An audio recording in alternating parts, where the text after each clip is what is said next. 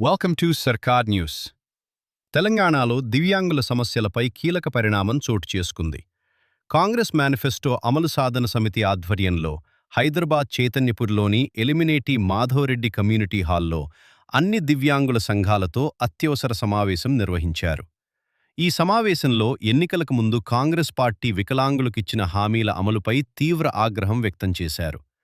మేనిఫెస్టోలో పేర్కొన్నట్లుగా వికలాంగుల పెన్షన్లు 6,000 రూపాయలకు, సామాజిక పెన్షన్లు 4,000 రూపాయలకు, తీవ్ర వైకల్యం గల దివ్యాంగుల పెన్షన్లు 15,000 రూపాయలకు పెంపు, అన్ని రకాల ఆర్టీసీ బస్సుల్లో ఉచిత రవాణా సౌకర్యం కల్పించడం, ప్రభుత్వ శాఖలు మరియు సంస్థల్లో వికలాంగుల రిజర్వ్ ఉద్యోగాల భర్తీ, 2016 వికలాంగుల హక్కుల చట్టాన్ని ఖచ్చితంగా అమలు చేయటం, అలాగే రాజకీయ రిజర్వేషన్లు కల్పించడం వంటి హామీలు ఇప్పటివరకు అమలు కాలేదని విమర్శించారు. ఈ నేపథ్యంలో మే నెల 2వ తేదీన రాష్ట్రంలోని అన్ని మండల స్థాయిలో నిరసన కార్యక్రమాలు నిర్వహించాలని, అలాగే మే 22వ తేదీన 119 నియోజకవర్గ స్థాయిలో భారీ స్థాయిలో ఆందోళనలు చేపట్టాలని పిలుపునిచ్చారు. మేనిఫెస్టో రూపకల్పన సమయంలో అప్పటి కాంగ్రెస్ పార్టీ అధ్యక్షుడు రేవంత్ రెడ్డి మరియు manifesto committee chairman Sridhar Babu నేతృత్వంలో తెలంగాణలోని దివ్యాంగుల సంక్షేమం, అభివృద్ధి కోసం ఈ డిమాండ్లను మేనిఫెస్టోలో చేర్చినట్లు తెలిపారు. అయితే మేనిఫెస్టోతోనే అధికారంలోకి వచ్చిన ముఖ్యమంత్రి రేవంత్ రెడ్డి పదవీ బాధ్యతలు చేపట్టి దాదాపు 3 సంవత్సరాలు కావస్తున్నప్పటికీ ఈ హామీల అమలులో ఎలాంటి పురోగతి కనిపించటం లేదని ఆవేదన వ్యక్తం చేశారు. ప్రమాణ స్వీకారం సమయంలో ఒక మరుగుజ్జు మహిళకు ఔట్సోర్సింగ్ ఉద్యోగం ఇవ్వటం ద్వారా దివ్యాంగుల సంక్షేమానికి ప్రాధాన్యత ఇస్తామని చెప్పిన ప్రభుత్వం ప్రస్తుతం ఆ హామీలను విస్మరించడం బాధాకరమని పేర్కొన్నారు. ఈ పరిస్థితిని నిరసిస్తూ తెలంగాణ రాష్ట్రంలోని వివిధ దివ్యాంగుల సంఘాలు, సంస్థలు మరియు వ్యక్తులతో కలిసి ఏర్పడిన కాంగ్రెస్ మేనిఫెస్టో అమలు సాధన సమితి రాష్ట్రవ్యాప్తంగా నిరసన కార్యక్రమాలకు పిలుపునిచ్చింది. ప్రభుత్వం వెంటనే స్పందించి హామీలను అమలు చేయాలని, లేదంటే భవిష్యత్తులో మరింత తీవ్ర స్థాయిలో ఆందోళనలు చేపడతామని హెచ్చరించారు. తద్వారా జరిగే పరిణామాలకు ప్రభుత్వమే పూర్తిగా బాధ్యత వహించాల్సి ఉంటుందని స్పష్టం చేశారు. ఈ సమావేశంలో చెరుకు నాగభూషణం, కొల్లి నాగేశ్వరరావు, మొక్క ఉపేందర్, భాగం శ్రీనివాసరావు చౌదరి, మోనార్ దుర్గాప్రసాద్, ఆంజనేయులు గౌడ్, చిత్రం కృష్ణ, మారవేణి, చంద్రశేఖర్ యాదవ్, వేణుగౌడ్, కె రాజ్యలక్ష్మి, ధనమ్మ, మాధవి, మరుగుజ్జు మల్లేష్, సైదులు, వెంకటేష్, అశోక్ ముదిరాజ్ తదితర దివ్యాంగుల సంఘాల నాయకులు పాల్గొన్నారు. వైకల్యాలకు అందరికీ సంబంధించినటువంటి యూనివర్సిటీ ఒక 100-150 ఎకరాల్లో వికలాంగులకి 1వ తరగతి నుంచి అప్ టు పిహెచ్డి వరకు బీఈడి కానీ, ఎంఫిల్ కానీ, ఇట్లా ఎంఈడి కానీ అన్ని రకాల కోర్సులకు సంబంధించి ఒక దివ్యాంగులకు సంబంధించినటువంటి ఒక విశ్వవిద్యాలయం ఏర్పాటు చేయాలని చెప్పి తెలియజేస్తా ఉన్నాను. అదేవిధంగా ఇంకొక అంశం ఏంటంటే, మన దివ్యాంగులు ఎక్కడికి వెళ్ళినా కూడా ప్రభుత్వ కార్యాలయాలకు వెళ్ళినప్పుడు మన రీసెంట్గా హైకోర్టుకు వెళ్ళడం జరిగింది.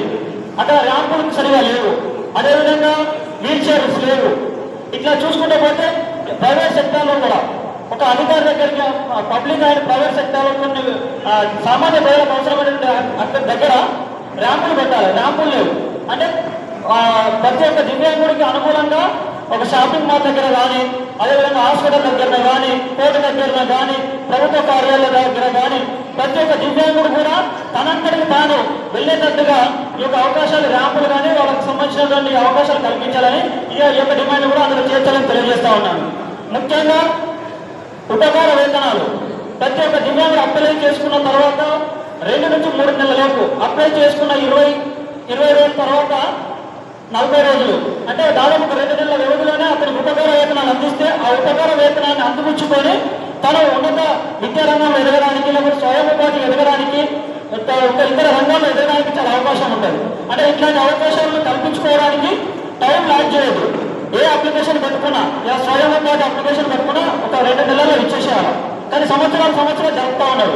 ఈ సంవత్సరం జరపడం వల్ల దివ్యాంగులకు చాలా ఇబ్బంది కలుగుతూ ఉంది. కాబట్టి ఏ అప్లికేషన్ పెట్టుకున్నా కూడా త్వరితగతిన చేయాలి. అదేవిధంగా సదరం సర్టిఫికెట్లు, ఇలా సదరం క్యాంప్ అటెండ్ కావాలంటే అటెండ్ అయిన తర్వాత 2 సంవత్సరాలకు వచ్చేది లేదు, సంవత్సరానికి వచ్చేది లేదు, ఎప్పుడు వస్తుందో తెలియదు.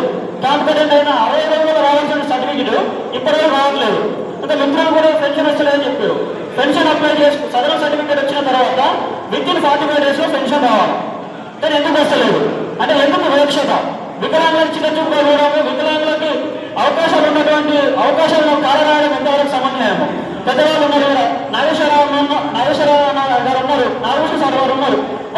వాళ్ళ జీవితం మొత్తం వికలాంగ సంక్షేమానికి, వికలాంగ అభివృద్ధి కోసం పాటుపడి ఇలా యువకులను నాలాంటి కానీ కూర్చున్నటువంటి వాళ్ళని ఎంతమంది యువకులకి వాళ్ళకి రావాల్సిన హక్కులను కాపాడుతూ ఇంకా ముందు రావాల్సిన హక్కుల కోసం భవిష్యత్తులో అన్ని రకాలుగా ఎదగడానికి వాళ్ళు కృషి చేస్తా ఉన్నారు. అంటే వికలాంగులు అన్ని రంగాల్లో ఎదగడానికి మన మన మన కోసము కొంతమంది వాళ్ళ జీవితాలను త్యాగం చేసి ఇలా నిలబడితేనే మనం ఇలా నేను కూడా మళ్ళీ కూడా ఇంత చక్కగా మాట్లాడుతూ చదువుతూ ఇన్ని రంగాల్లో ఎదగలుగుతాను. కానీ ఇలా నాగభూషణ్ సారే కానీ కొల్లేశ్వరన్న కానీ వాళ్ళు ఏది భయపడిపోతా ఉంది, పెద్దవాళ్ళు అవుతూ ఉన్నారు. వాళ్ళు మార్గదర్శకాలు ఇస్తారు, వాళ్ళ మార్గదర్శకాలు తీసుకొని మనం ముందరికి పోవాలి. అంటే యువకు రక్తము యువకులుగా మనం పోగలుగుతాం రాగలుగుతాం. కాబట్టి మనం ప్రతి పెద్దవాళ్ళు వాళ్ళ ఆలోచనలు సూచనల మేరకు కాంగ్రెస్ మేనిఫెస్టో అమలు సాధన సమితి ఎలాంటి కార్యాచరణ తీసుకున్నా కూడా మనందరం ఐక్యతగా ఐకమత్యంగా ఆర్పిడబ్ల్యూ యాక్ట్ 2016 ప్రకారం 21 రకాల డిజబిలిటీలు కూడా జిల్లా వారిగా గ్రామ స్థాయి నుంచి ఒక వార్డు స్థాయి నుంచి జిల్లా మండల నియోజకవర్గ స్థాయి నుంచి కూడా ప్రతి ఒక్కరు కూడా చైతన్యం. ఇలా నేను మాది రాజన్న సిరిసిల్ల జిల్లాను చైతన్యం చేయడానికి నేను బాగా తీసుకుంటా ఉంటాను. అట్లా ఇక్కడ ఉన్నటువంటి జిల్లా ఒక్కరు కూడా ఉన్నారు. అంత హైదరాబాద్ ప్రాంతంలో నివసించినప్పటికీ కూడా జిల్లా ఒక్కరు కూడా ఈ యొక్క కార్యక్రమంలో పాల్గొన్నారు. ప్రతి ఒక్కరు కూడా మీ అవకాశాలను ఇక్కడ జరిగే కార్యాచరణ కూడా మీ యొక్క సోషల్ మీడియా వాట్సాప్ ద్వారా కానీ ఎంపక ద్వారా కానీ ప్రతి ఒక్కరు కూడా చేయడంగా తెలియజేయాలని చెప్పేసి తెలియజేస్తూ ఇంతటి చక్కగా అవకాశాన్ని కల్పించినటువంటి పెద్దవాళ్ళకు కూడా కాంగ్రెస్ మేనిఫెస్టో అమలు సాధన సమితి కూడా ప్రత్యేక ధన్యవాదాలు తెలియజేస్తూ తెలంగాణ ఉద్యమం తెలియజేస్తూ జై విక్రాంత్, జై విక్రాంత్. కాంగ్రెస్ ఎన్నికల మేనిఫెస్టో ఒక అడుగు ముందుకేసింది. అదేంటిదంటే ఏఐసిసి మేనిఫెస్టో వికలాంగులకు స్థానిక సంస్థల్లో రిజర్వేషన్ ఇవ్వాలని చెప్పి పెట్టింది. అయ్యా మనం ఎప్పటి నుంచో ఇక్కడ గోలి ప్రభాకర్ అన్న కానీ అక్కడ కొల్లు నాగేశ్వర అన్న కానీ వీళ్ళ ఆధ్వర్యంలో రాజకీయ రిజర్వేషన్ కోసం గతంలో కూడా చాలా కొట్లాడలేము. 2018లో సపరేట్ వికలాంగ రాజకీయ ఐక్యవేదిక అని చెప్పి ఒక జేఏసీ కూడా ఏర్పాటు పెట్టాము. అప్పుడు 9 మందిని ఎమ్మెల్యేలుగా కూడా మనం ప్రచారం చేశాము. దీనికి అందరికీ కారణం ఏంటంటే కొంతమందికి మా స్టూడెంట్స్కి తెలియాలని ఇదంతా వివరిస్తున్నాను. అయ్యా మనం ఏంటి కోరుకుంటున్నాం, వికలాంగులకు ఉద్యోగం ఉపాధి కావాలంటే, సమాజంలో గౌరవం కావాలంటే, అందులో అత్యాచారాలకు గురి కాకూడదంటే మనకు చట్టసభల్లో రాజకీయ రిజర్వేషన్ కావాలని మనం పదే ఇది విస్తరిస్తున్నాము. కానీ ఐక్యరాజ్య సమితి ఆర్థిక నివేదికను కూడా వికలాంగులకు రాజకీయంగా ప్రోత్సహించమని చెప్తుంది. ప్రపంచ బ్యాంకు భారతదేశానికి అప్పిస్తుంది, అందులో మన వాటా ఉంది. అదేంటంటే మనం కూడా సామాజికంగా ఆర్థికంగా రాజకీయంగా ఎదగాలని చెప్పి వికలాంగులు ఎదగాలని చెప్పి ఒక రాజకీయ ఐక్యరాజ్య సమితి చెప్తుంది. కానీ మనం మేధావులం, అందులో కొంతమంది ఉస్మానియా యూనివర్సిటీ విద్యార్థులు ఇది వాళ్ళ భుజాన వేసుకోవాలి అన్న పేరు ఏమో తెలియదు. కానీ వికలాంగులపై డాక్టర్ అశోక్ అన్న వికలాంగ ఉద్యమకారుడు, తెలంగాణ ఉద్యమకారుడు ఉపేంద్ర అన్న. అయితే అశోక్ అన్న పేరు ఎందుకు చెప్తున్నంటే పొలిటికల్ సైన్స్ అని చెప్పి వికలాంగుల పైన ఒక రీసెర్చ్ చేస్తున్నానని చెప్పి నేను గుర్తు చేస్తున్నాను. అన్న నేను చేస్తుంది కానీ అది జనాలకు వెళ్ళాలి, చదువుకుని ప్రతి వికలాంగులకు వెళ్ళాలి. అది వెళ్ళాలంటే వాళ్ళ అవగాహన ఏంటి, చట్టం ఏం చెప్తుంది, రాజకీయ రిజర్వేషన్ ఎందుకు కావాలంటున్నాము, వాళ్ళు లోపలికి వెళ్ళాలి. రాజకీయ పింఛన్ అనేది కావాలి. ఎవరు కావాలి? చదువుకొని ఒక వికలాంగులకు కావాలి. ఓకే, చదువుకున్న వికలాంగులకు కావాలి ఒక ఆర్థిక భరోసా. కానీ చదువుకున్న వికలాంగులకు గతంలో నిరుద్యోగ వృత్తి అనేది ఈ రోజు మొన్న బీఆర్ఎస్ పార్టీ పెట్టినా, ఈ రోజు కాంగ్రెస్ ప్రభుత్వం పెట్టినా మనకి నిరుద్యోగ వృత్తి అనేది ప్రత్యేకంగా మనది. ఆ జీవోని తొందరగా పెట్టారు. ఒక వ్యక్తి, ఆ వ్యక్తి పేరు పదే నేను చెప్పాను. కానీ ఆ ఒక్క వ్యక్తి వల్ల కార్పొరేషన్ మూతపడుతుంది. ఆ ఒక్క వ్యక్తి వల్ల రాజకీయం కూడా మనం మనగడలేకపోతున్నాం. ఆ ఒక్క వ్యక్తి వల్ల మనం ఆర్థికంగా కోల్పోలేకపోతున్నాం. ఇప్పుడు గతంలో బీఆర్ఎస్ ప్రభుత్వం ఒక నార్మల్ దళితులకు 10 లక్షలు అన్నారు. కానీ అత్యంత వెనుకబడి వర్గం వికలాంగుల వర్గం, ఆ వికలాంగుల వర్గానికి 10 లక్షలు ఇచ్చిన తప్పలేదు. కానీ ఈ రోజు ఏమవుతుందంటే ఒక 50,000 మండలానికి ఒక 50,000 యూనిట్ అని ఇస్తున్నారు. ఆ 50,000 ఒక టీ కొట్టుకోవడానికి కూడా సరిపోతలేదు. అయ్యా ఈరోజు కేంద్ర ప్రభుత్వం అండగా ఉంది అన్న కొలినాశ్వరరావు కానీ ఆయన గోలు ప్రభాకరణ కానీ నేనేం చెప్తున్నా మీ ఆధ్వర్యంలో చెరవీళ్ళు పెట్టి అక్కడ జంతర్ మంతర్ దగ్గర ఇక్కడ కాంగ్రెస్ చేసిన మోసాలను విస్మరించాలి. ఆయన మనం బీజేపీ ప్రభుత్వం చేయాల్సింది కూడా మనం గుర్తించాలి. అది కూడా మనం దృష్టిలో పెట్టుకోవాలి. ఎందుకంటే 7 రకాల వికలాంగులని 7% రిజర్వేషన్ కన్నా 14 రకాల వికలాంగుల పెరగాలని చెప్పి కాంగ్రెస్ ప్రభుత్వం పార్లమెంట్ లో బిల్లు పెట్టింది. కానీ అది కూడా మనం ఒకటి పార్టీ ముఖ్యమా జాతి ముఖ్యం అంటే నేను జాతీయ ముఖ్యం అంటే అన్న బీజేపీ ఏంటి 7% రిజర్వేషన్ ని 4% కుదించి 7 రకాల విగ్రహాలని పట్న 20 రకాలు చేసింది. ఇది చాలా పెద్ద మిస్టేక్. కానీ చట్టాన్ని మనం కూడా సవరించుకోవాలి. రాజకీయంగా మనకు ఒక రిజర్వేషన్ కావాలన్నా సమాజంలో బడుగు బలైన వర్గాల కంటే అత్యంత విగ్రహాల వర్గం దాన్ని దృష్టిలో పెట్టుకొని మనం కూడా చెలోటిల్లి జంతర్ మంతర్ దగ్గర చేయాలి. దానికంటే ముఖ్యం మన మహిళా వికలాంగులకు ఈనాడు చాలా దౌర్భాగ్యం జరుగుతుంది.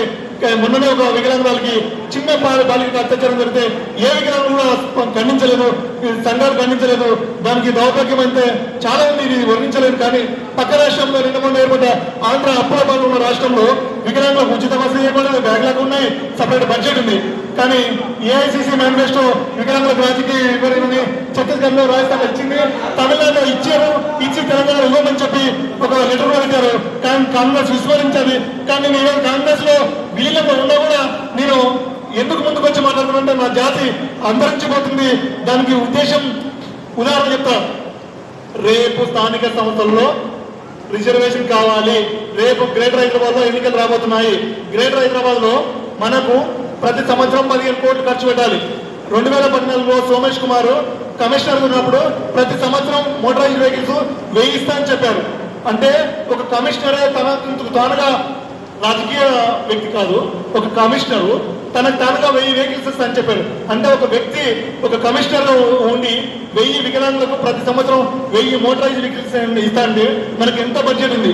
అదే జిహెచ్ఎంసీలో ఎన్ని కాంట్రాక్ట్ అవుట్సోర్సింగ్ ఉద్యోగుల్ని, ఎన్ని పర్మనెంట్ ఉద్యోగుల్ని, ఇది కూడా మనం దృష్టిలో పెట్టుకోవాలని చెప్పి ఈ సాధన సమితి ఆధ్వర్యంలో నేను మీకు గుర్తు చేస్తున్నా. ఓన్లీ స్టూడెంట్స్ చెప్తున్నా. మనం ఎందుకు స్టూడెంట్స్ చెప్తున్నా అంటే మీరు మాది కొంత దగ్గర వయసు అయిపోయింది, ఉద్యోగానికి మేము దాటిపోతున్నాము. కానీ మీకు ఉంది కాంట్రాక్ట్ అవుట్సోర్సింగ్ పర్మనెంట్ బ్యాక్లాగ్ అయినా. ఇది కాకుండా మొన్ననే 4 నోటిఫికేషన్స్ ఉంటాయి. అది డిఎస్సీ అయినా గ్రూప్స్, గ్రూప్ 1, గ్రూప్ 3, గ్రూప్ 4 ఇందులో చాలా లాస్ అయినాం. దానికి ఏంటికి వికలాంగులకు యాక్ట్ కమిషనర్ లేరు, కరెక్ట్ వ్యక్తి లేరు, ఒక డైరెక్టర్ కరెక్ట్ వ్యక్తి లేరు. వాళ్ళంతా అవినీతి ఎంత సంపాదించుకునేది. ఒక డైరెక్టర్ కూడా నేను ఎంత సంపాదించుకోవాలని ఉంది. కానీ మన హక్కుల కోసం మనమే పోరాడాలి, మనమే రోడ్లకు రావాలి. అది ఏం చేద్దాం అనేది భవిష్యత్ కార్యాచరణ త్వరలో చెప్పబోతాం. కానీ ఈ ఉద్దేశపూర్వకంగా ఎలా చెప్తున్నా, మనం కూడా ఒకటి ఎప్పుడైనా ఇదే మేనిఫెస్టో తీసుకొని రాహుల్ గాంధీ గారికి మనం ఒక వినతి పత్రం ద్వారా వెళ్ళాలి. ఎందుకంటే అయ్యా ఇక్కడ మా సీఎం మాకు వద్దు, ఎందుకంటే వికలాంగులను విస్మరిస్తున్నాడు, వికలాంగులని కాంగ్రెస్ నుంచి దూరం చేస్తున్నాడు, మనం వివరించాలని చెప్పి నేను సభాముఖంగా తెలియజేస్తున్నాను. ఇదేపూర్వకంగా ఒక్కసారి ముఖ్యమంత్రి కార్యాలయాన్ని ముట్టడి చేయాలని చెప్పి నేను ఈ కార్యాచరణకి ఇస్తున్నాను. పంచాయతీ నుంచి పార్లమెంట్ వరకు రాజకీయ రిజర్వేషన్ సిద్ధిస్తేనే వికలాంగుల సమాజంలో ఆత్మగౌరవం జీవిస్తానని నేను వికలాంగుల రాజ్యాధికార సమితి ఆధ్వర్యంలో పెద్ద ఎత్తున డిమాండ్ చేస్తున్నాను, కోరుతున్నాను. సాధన సమితికి నేను మద్దతు ఖచ్చితంగా తెలియదన్నా, నేను మద్దతు కాదన్నా, కలిసి వస్తా. మీరు ఎంత దూరం అంటే అది నాకు పార్టీ ముఖ్యమా మళ్ళీ చెప్తున్నా. పార్టీ ముఖ్యమా జాతి ముఖ్యం అంటే జాతి కోసం నేను పార్టీ వదిలేసి వస్తా, ఎంత దూరమైన వస్తా అని చెప్పి నేను తెలియజేస్తున్నాను. ఇదే ఈ గోల్ ప్రభాకర్ కూడా త్వరలో మీ పెద్ద ఎత్తున మాకు సహకరించాలి. ఈ సాధన సమితి మేము ఏ చర్య తీసుకుంటామో త్వరలో ప్రకటిస్తామని చెప్పి నేను ఈ సభాపూర్వకంగా తెలియజేస్తున్నాను. థ్యాంక్ యూ, ధన్యవాదాలు.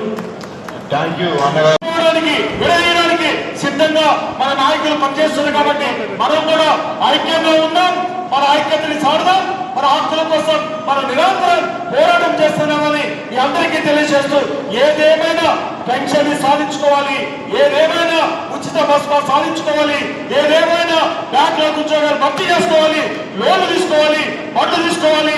ఎందుకు ఇవ్వరో మనం గొంతెత్తి మాట్లాడాల్సిన అవసరం వచ్చింది. కాబట్టి తప్పనిసరిగా మనం కార్యాచరణ, ఎందుకంటే లాంగ్ టర్మ్ లో కార్యాచరణ ఉంటుంది. కాబట్టి మనం రేపు ముఖ్యమంత్రి సభలను ఏ విధంగా మన నిరసన గణాన్ని తెలియజేస్తారో మనం ఒకసారి చర్చిద్దాం. ఆ చర్చించిన తర్వాత ముఖ్యమంత్రి సభ అయిపోయిన తర్వాత మళ్ళీ ఒకసారి కూర్చొని రాష్ట్ర వ్యాప్తంగా జిల్లాల వారిగా జిల్లా పర్యటనలు చేసి జిల్లాలో ఉండే దివ్యాంగులందరూ కూడా ఐక్యపరచాల్సిన అవసరం ఉంది. ఎందుకంటే ఇక్కడ చాలా విషయాలు ఉంటాయి. మనం ఒక జిల్లా పర్యటనకి వెళ్తే ఎన్నో సమస్యలు వస్తాయి. ఆ సమస్యలన్నీ కూడా మళ్ళీ కోడీకరించుకొని ముఖ్యమంత్రి మళ్ళీ అసెంబ్లీ వస్తుంది, దగ్గరలోనే మళ్ళీ అసెంబ్లీ సమావేశాలు వస్తున్నాయి. కాబట్టి అసెంబ్లీ సమావేశాలు వచ్చేసరికి వేలాది మంది కాదు లక్షలాది మందితో హైదరాబాద్ ని ముట్టడిద్దాం. అదేవిధంగా మనం అందరం కూడా ముందుకు సాగాల్సిన అవసరం ఉంటుంది. కాబట్టి ఇప్పుడు ఈ నెలలో ముఖ్యమంత్రి గారు జరగబోయే సభల గురించి ఒక్కసారి సుదీర్ఘంగా మనందరం కూడా చర్చించుకుందాం. ఎందుకంటే డబ్బులు ఖర్చు లేకుండా మన ఎనర్జీని తక్కువగా ఖర్చు పెట్టుకొని అంటే మనం మొబైలైజ్ చేసుకొని మన ప్లే కార్డ్స్ ఒక 20-30 మంది కూర్చొని సీఎం మా కోరికలు తీర్చండి అని ప్లే కార్డు చూపిస్తే మీడియా మొత్తం మీ మీద ఉంటుంది. ఎందుకంటే మీడియా మొత్తం మిమ్మల్ని చూపిస్తారు. ఎందుకంటే తక్కువ మంది ఉన్న మన సమస్యలు ఎక్స్పోజ్ అవుతాయి. కాబట్టి అలాంటి కార్యాచరణని ముందుకు తీసుకెళ్లి తర్వాత మనం ప్రజా ఉద్యమాలతో పాటు ప్రజా నాయకులతో పాటు అన్ని కలిసి వచ్చే పార్టీలందరినీ కూడా కలుపుకొని రౌండ్ టేబుల్ సమావేశాలను పెడదాం.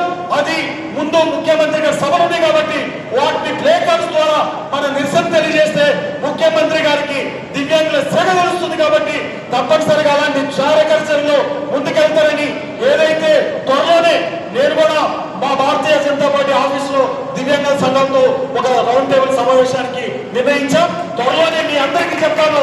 ఎందుకంటే మన సమస్యలని మొదటిసారిగా రామచంద్రరావు అధ్యక్షులు అయిన తర్వాత మొదటిసారిగా లేఖ రాశారు ఎవరికి ముఖ్యమంత్రి గారికి.